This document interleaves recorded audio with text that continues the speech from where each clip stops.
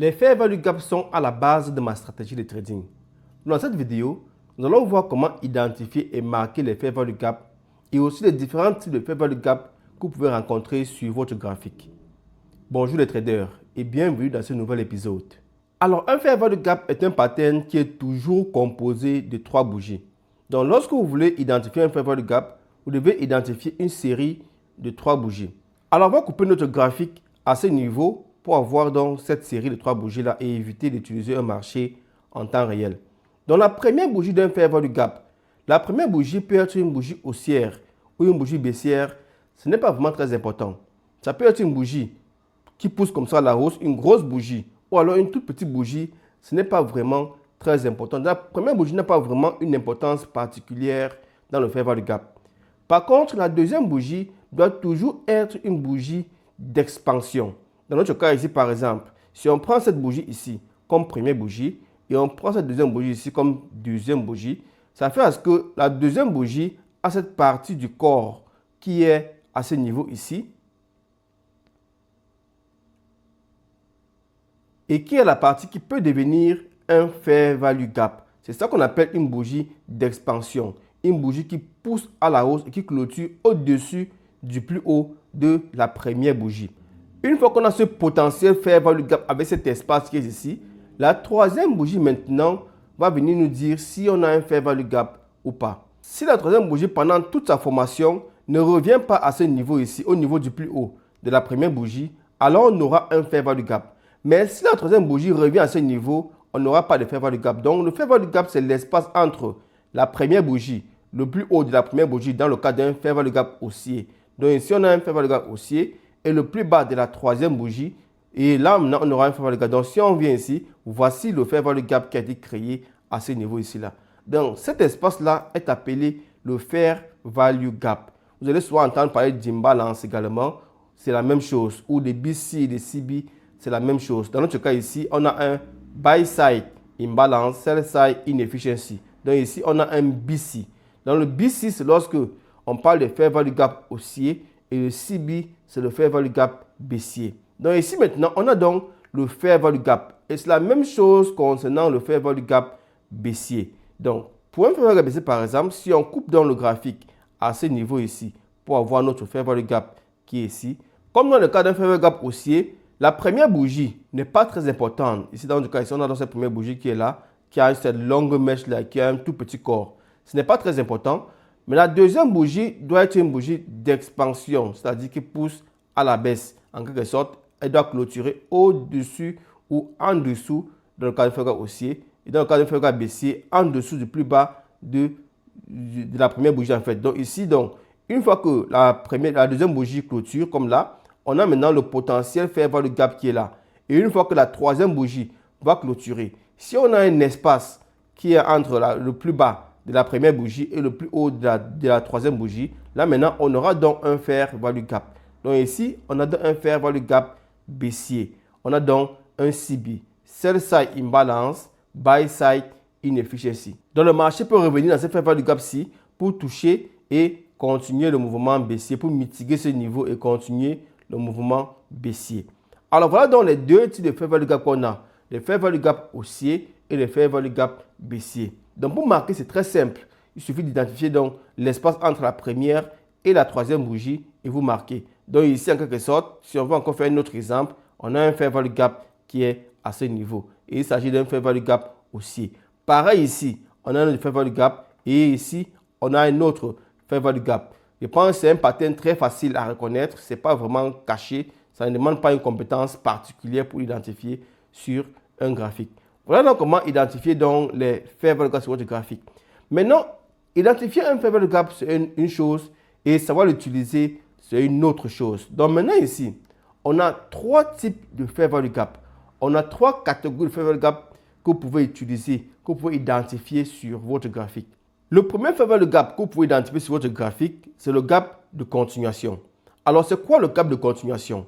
Le gap de continuation, c'est lorsque la troisième bougie clôture au-dessus du plus haut de la deuxième bougie. Donc, en quelque sorte, c'est également une bougie d'expansion. C'est une bougie qui pousse également à la hausse. Alors, si on prend ce niveau ici, Si on prend ce fair value gap qu'on a ici, la première bougie est celle-ci. Donc, vous voyez ici, on a ici notre première bougie qui est cette doji-là.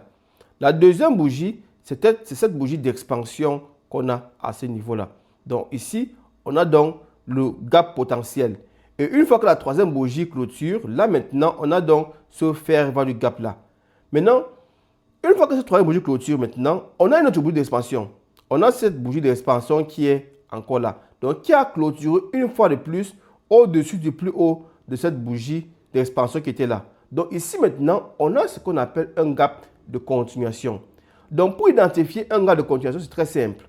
C'est lorsque la troisième bougie, de manière basique bien sûr, parce qu'il y a des manières plus avancées d'identifier un gap de continuation.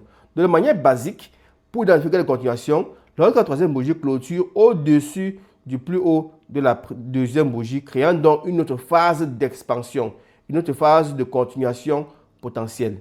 Donc voilà donc pour le gap de continuation.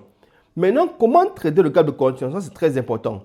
Le gap de continuation veut dire qu'on a l'intention d'atteindre le prochain niveau SR avant de potentiellement revenir dans ce fair value gap. Donc c'est un gap où pour revenir à l'intérieur, il faut une raison. Et retenez bien ce mot. Il faut une raison pour revenir à ce gap-là. Donc, si on a déjà touché un niveau SR, alors là, on a une raison de revenir à l'intérieur. Mais si on crée le gap de continuation, alors que le niveau SR a déjà été traversé, ou alors n'a pas encore été atteint, alors ce gap de continuation ne doit pas être tradé avant qu'on ait touché auparavant le prochain niveau SR.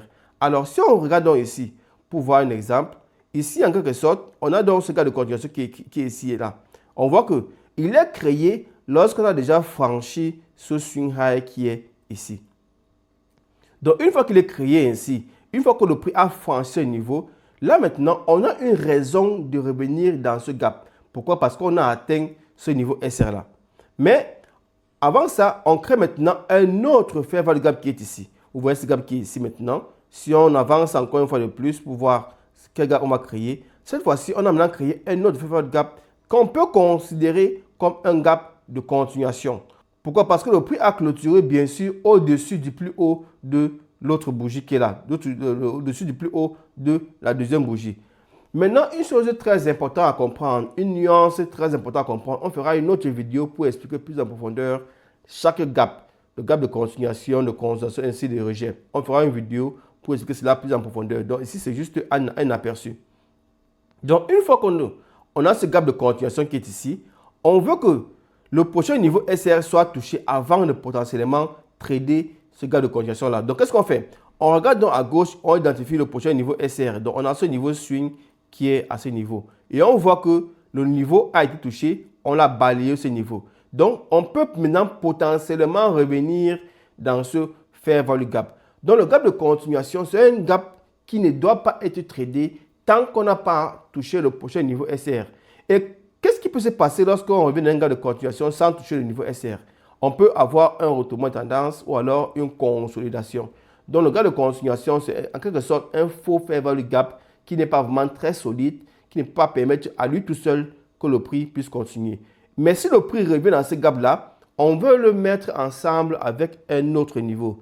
Par exemple, un niveau swing, un order block, ainsi de suite. Donc, si le prix donc commence à revenir dans ce fair gap ici, on veut le mettre ensemble avec, par exemple, ce niveau swing qui est là, cet order block qui est à ce niveau-là, donc cette ligne qui est ici. Donc, trader à partir de cette ligne est beaucoup plus intéressant parce qu'on aura à la fois ce support qui est ici et à la fois ce fair value gap qui est ici, ce qui va nous permettre d'avoir un niveau qui est assez solide, à partir duquel on peut potentiellement continuer un mouvement haussier.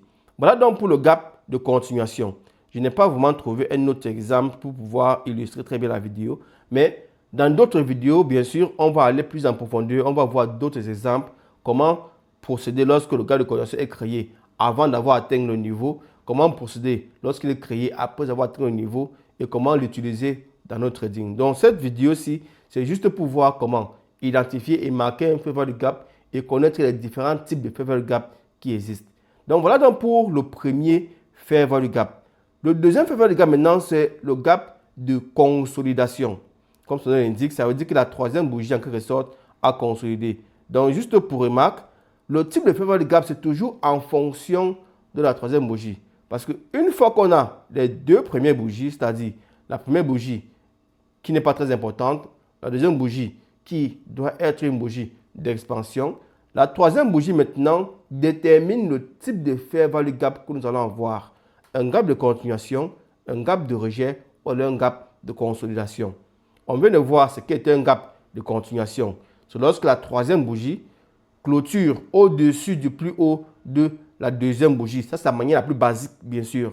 Comme j'ai dit, on verra dans une autre vidéo les autres manières d'identifier le gap de continuation de manière plus avancée. Mais de manière basique, c'est uniquement lorsque la troisième bougie clôture au-dessus du plus haut de la deuxième bougie.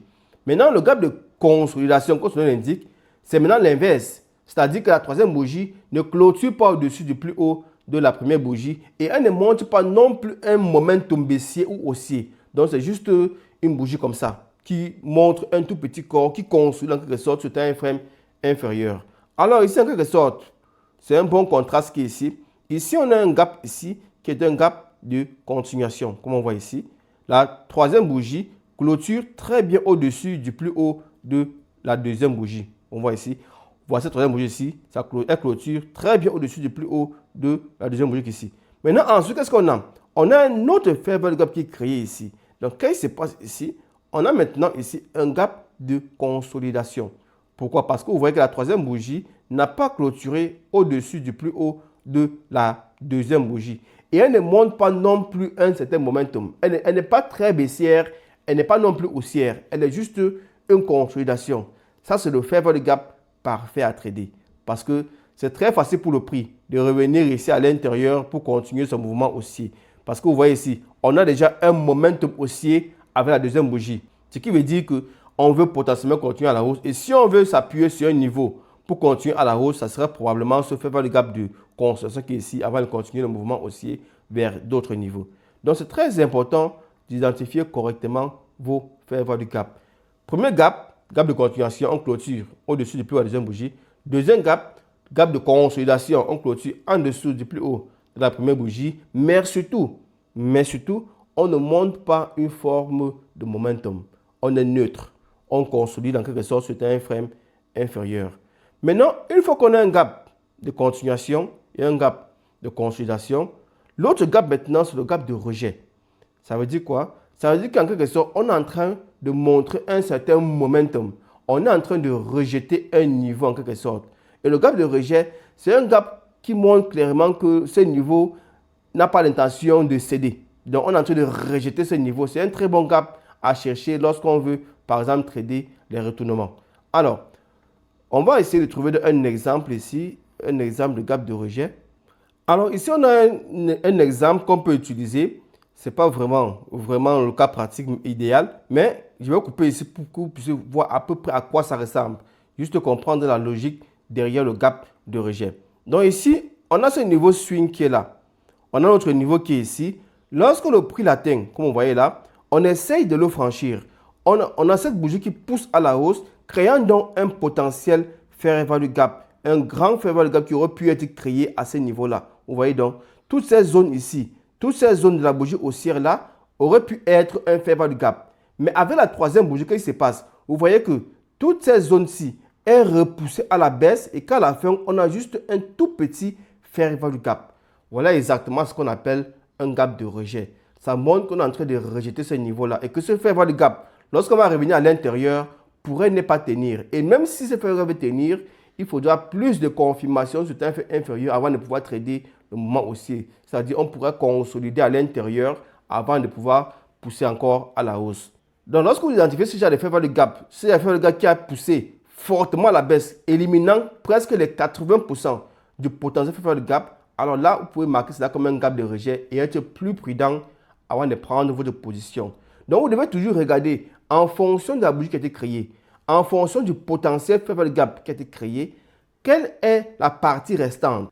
Quel pourcentage est resté? Est-ce qu'il reste 80%, 50%, 20%? Dans ce cas, ça serait un gap de rejet. Est-ce qu'il reste 90%, un gap de consolidation? Ou alors, est-ce qu'il reste 100%, un gap de continuation?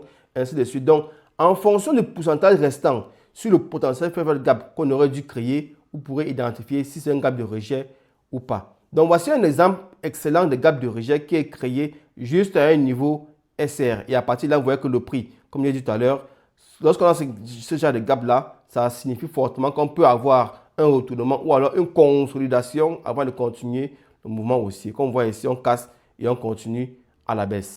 Alors voilà donc pour cette vidéo. J'espère que vous a permis de savoir comment identifier et marquer un fair value gap sur votre graphique, ainsi que les différents types de fair value gap qui existent. Le gap de continuation, le gap de rejet et le gap de consolidation. Dans les prochaines vidéos, on va voir plus en détail chaque type de fair value gap et comment l'utiliser dans votre trading. Si vous avez aimé la vidéo, merci de mettre un j'aime, mais surtout, n'oubliez pas de vous abonner et d'activer les notifications pour ne pas manquer les prochaines vidéos. Suivez-moi également sur Facebook où je partage des astuces pour vous permettre d'améliorer votre trading. À très bientôt.